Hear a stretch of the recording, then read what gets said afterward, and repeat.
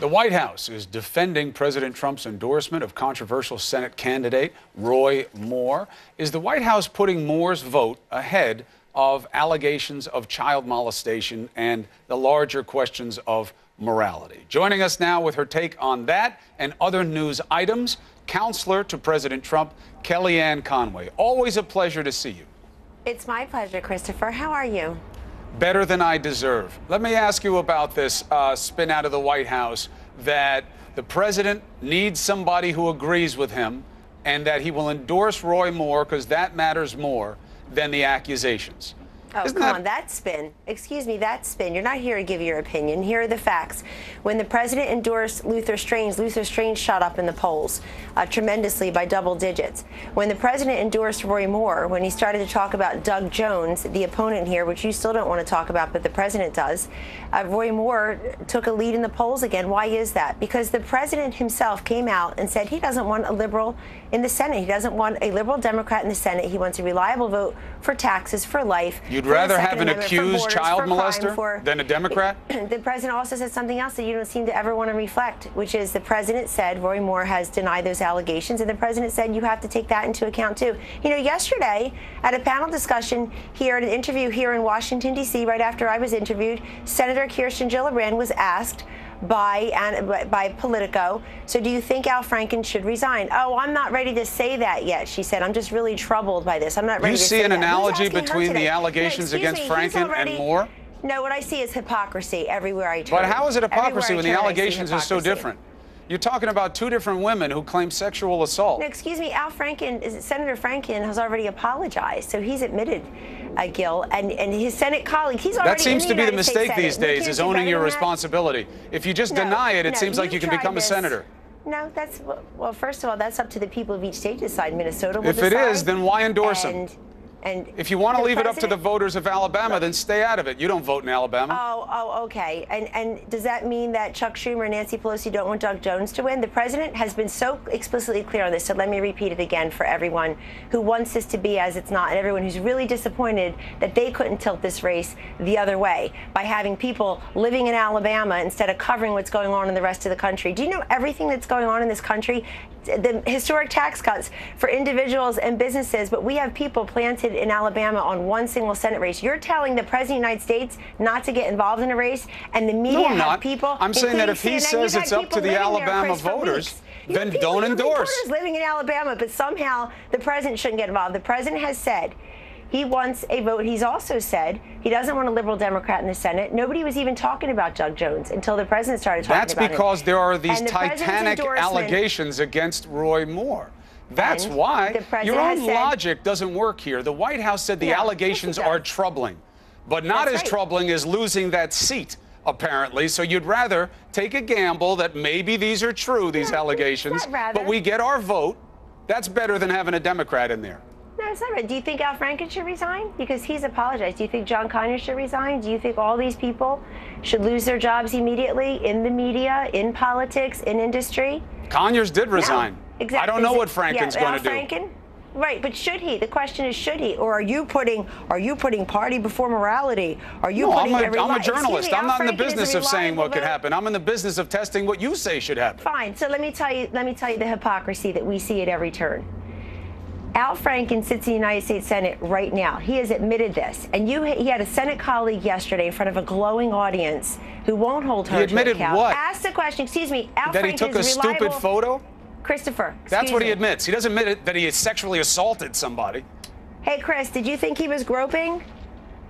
No? I thought it was a stupid photo. I thought it was in poor taste, and he needed to own it, and he did. Oh, okay. Of course you did. But you see that with your own two eyes, and that's your judgment. So here's the thing about These are Senator accusations of sexual assault. If you flip the names in this race and Doug Jones had these accusations on him, you would talk about nothing you never even talked else. About Doug Jones. If he had these accusations on him, Kellyanne, you'd have his name tattooed on your hand, and you'd keep holding it up with the names of the women on the other hand. Yeah. Every day you would do it. The only endorsement that matters in this race is President Trump's. And when he came out questioning the ideology and the vote of Doug Jones, he'll be a reliable vote for tax hikes. He'll be a reliable vote against border security. He'll be a reliable vote against national security and keeping ISIS in retreat. He'll be a reliable vote against the Second Amendment, against life.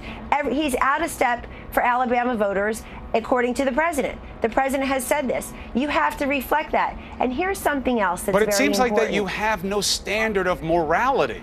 That it's all political Chris, pragmatism. say that to me, really? No, not really? you. I'm saying the that president's position. No, I know you and I love you. I'm talking about President Trump. If anything, you benefit from bias on my half because I've known you for 20 years. That's why I actually listen to some of this stuff that doesn't make sense. The president seems to have no moral standard at play then. I will not let you it's say all that. political pragmatism. The president has tremendous moral standards. He has said, the White House has said, that the allegations are troubling. The White House is, the president himself has also said. They're troubling, but not troubling enough to do anything about them. Okay, but wait, did we just hear you? Did you just tell the world that Senator Franken took a stupid photo and I don't know, exercised poor judgment, but that you're not troubled by that? Is that because he's a reliable vote for higher taxes? He's a reliable vote for no border security? Yeah, I love higher taxes, Kellyanne. I'm not one person in America who wants their taxes to go up. That's silly. It's a silly premise. I'm saying you're comparing what Al Franken did to Roy Moore to try to help mitigate the accusations against Moore, and it's obvious. No, let me just review one last time so everybody's got it. Sure, do better this time. The president has said the following. The president has said the following. The allegations are troubling. Roy Moore has denied them. The president said they're 40 years old. The president so what? Who cares how old they are? Excuse me. I'm reflecting to everybody so they have facts first, Chris. All right, go ahead. We're talking apples and not bananas. That's right. Don't be a banana. Give me some more apples. I see a lot of bananas. So the president has said the allegations are troubling. They're also 40 years old. Nobody came forward before. The guy's been on the ballot many times. Doug Jones is a liberal Democrat, the president has said, and he doesn't want a liberal Democrat representing Alabama in the United States Senate. Just like Kirsten Gillibrand and other Democratic senators who are saying, well, I'm not sure yet about the fate. They want a reliable Democrat to have that Senate seat in Minnesota, but you don't call them out on that. And I did want to tell you something else about Alabama. Last night, or about Governor Romney, because I've been watching all morning on your broadcast. Last night, the president spoke with Governor Romney. And the president says he's got a great relationship with Governor Romney. They spoke just last night, late in the night, after the congressional ball here at the White House, and they had a wonderful conversation, according to President Trump. They discussed, among other things, what President Trump did the day before in Utah with the national monuments and talking about historic tax cuts and the like. So it's not true that the president. So it's not true that the president doesn't want Romney to take Orrin Hatch's seat. I didn't see Governor Romney file papers to run for Orrin Hatch's seat. Senator Hatch may run for re-election, and the president, as he did with incumbent Republican Senator Luther Strange, he was supporting an incumbent Republican senator who's been a reliable vote for their shared agenda. So if Orrin Hatch steps away, would he support Mitt Romney? I don't know. You're asking me hypotheticals. Well, you just said they have a great relationship. Why wouldn't I assume that the answer should be yes? Yeah. Well, listen. Governor Romney may want to be in public service in many different roles.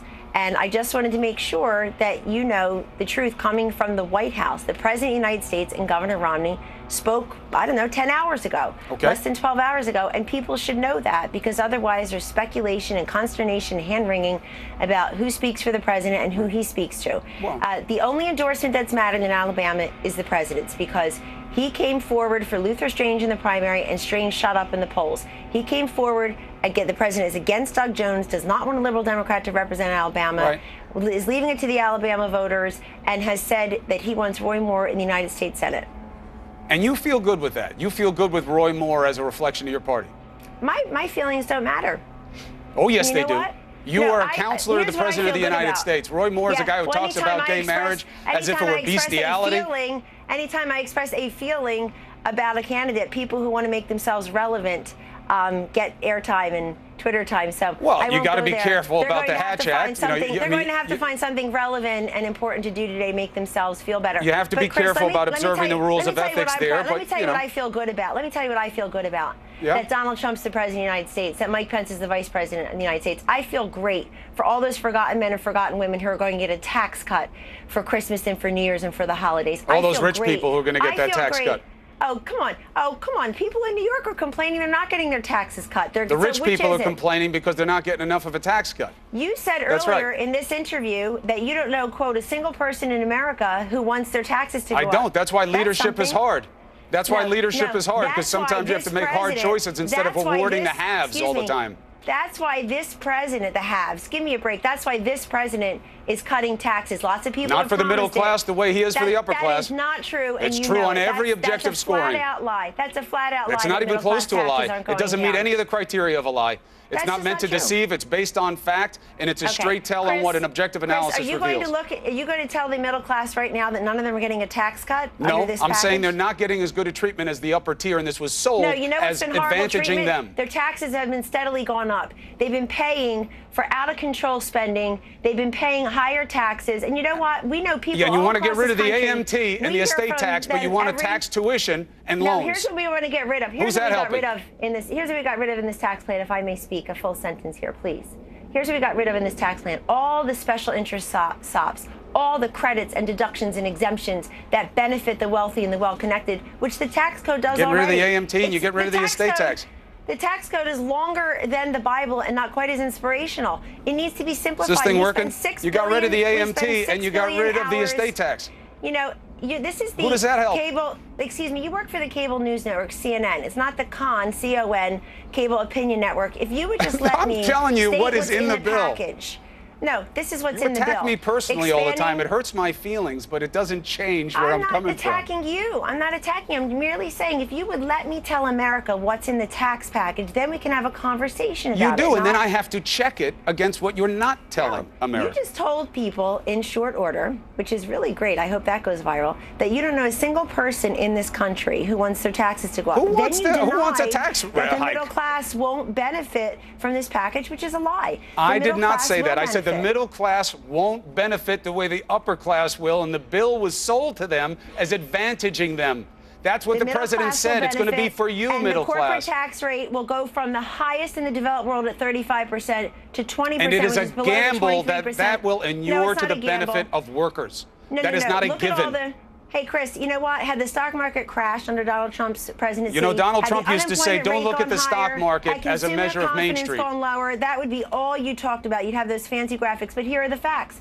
When he got elected last November, the stock market was at 18,000. It's over 24,000. Stock market's done great. Stock market's done great. Yes, it is. And that's called causation, not coincidence. All the consumer confidence numbers, the manufacturing confidence numbers, the small business formation because a lot of them numbers. are banking on getting big tax cuts that'll help their bottom line. Are you telling the 9.1 million female small business owners in this country, and I was one for 22 years? Now you want to fight for women?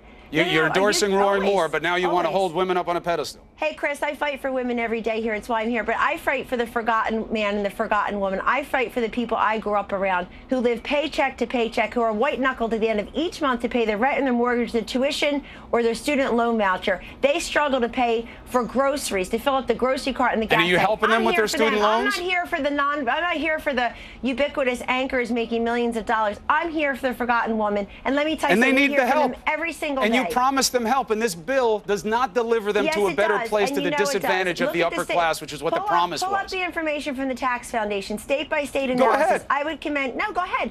See what you're getting in Wisconsin. Nearly 20,000 new jobs projected. Over $2,000 for each household. This is a trickle-down theory that we don't know if it will come to roost. But I got to ask you about something else that we skipped on. I got two more things I got to get from you. One is easy, one is hard. The easy one is the president spoke to Romney. That assumes that there is a good relationship.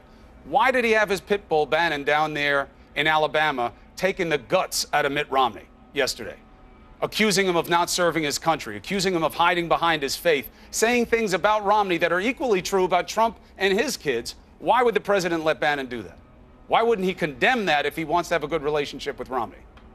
Well, first of all, you said many things in there that just aren't true. Sending him down there to speak for the president, that's not true. Steve Bannon has been with Roy Moore for a while now. He's down there supporting the candidate he supports with the operation that he currently runs.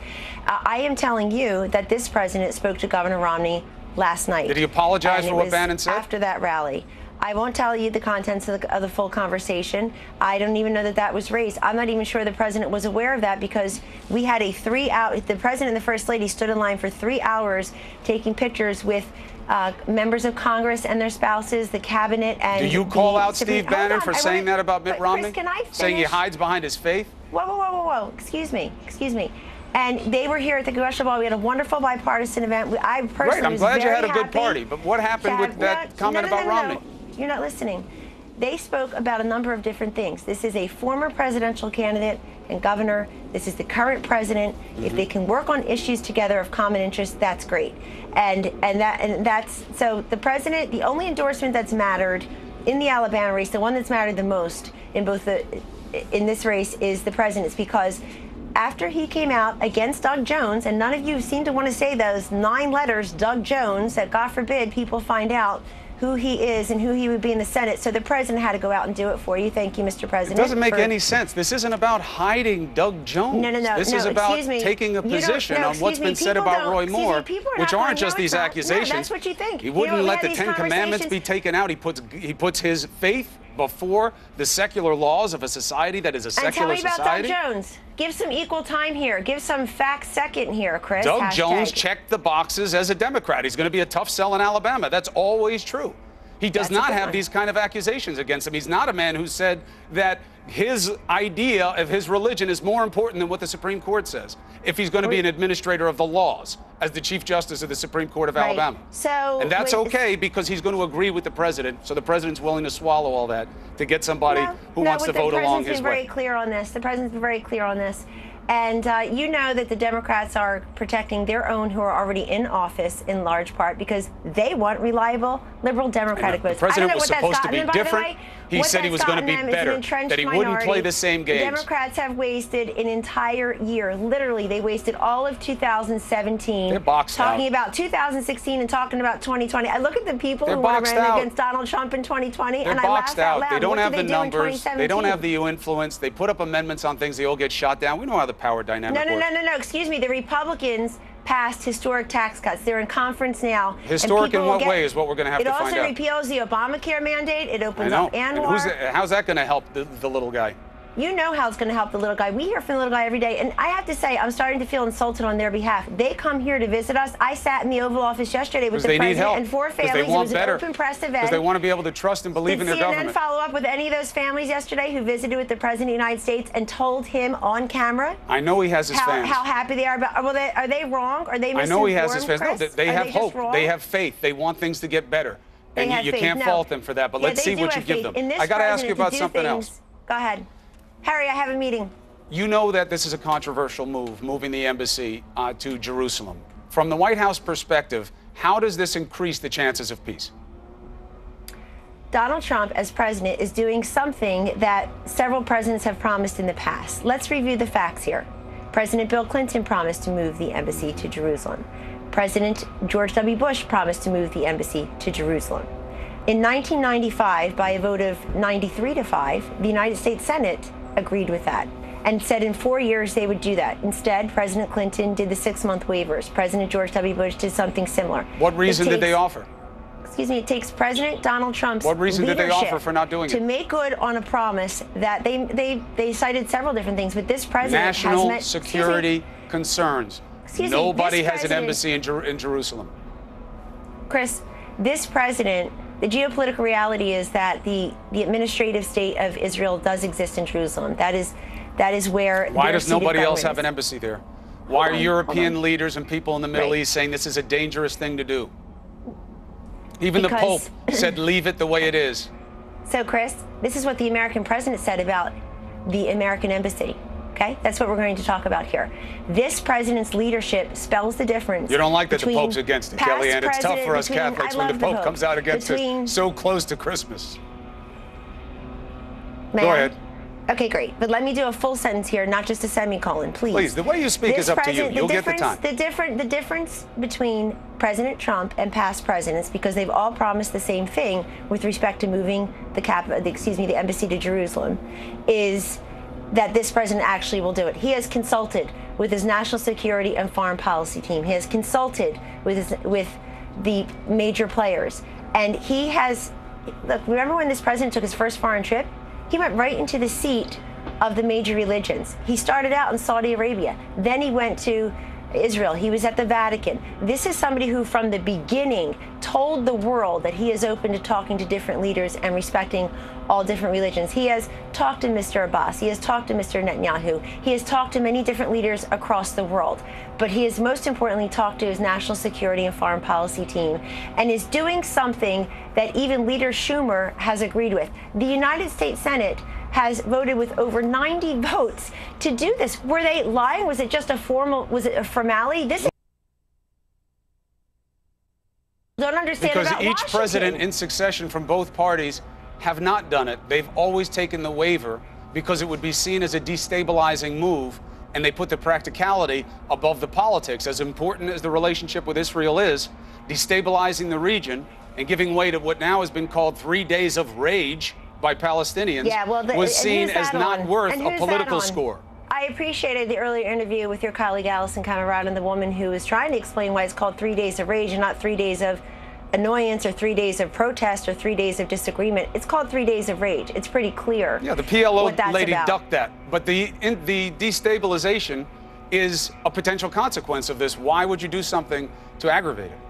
Chris, why did the Senate? Why does this have such bipartisan support? Were they kidding? Are they doing what people in Washington have done for years before President Trump got here to change it, to change the tone, to change the content?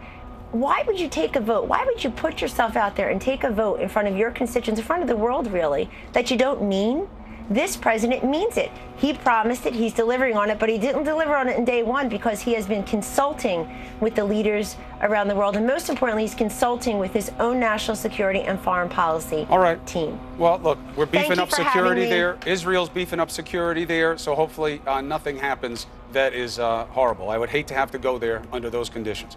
Kellyanne, I appreciate you coming on this show. You're always welcome. I'm sure I'll speak to you before, but the best for Christmas for you, the kids, your husband, your family. Merry Christmas. Thank you, Christopher. Be well. Thank you. Allison. Bye-bye. Okay, now for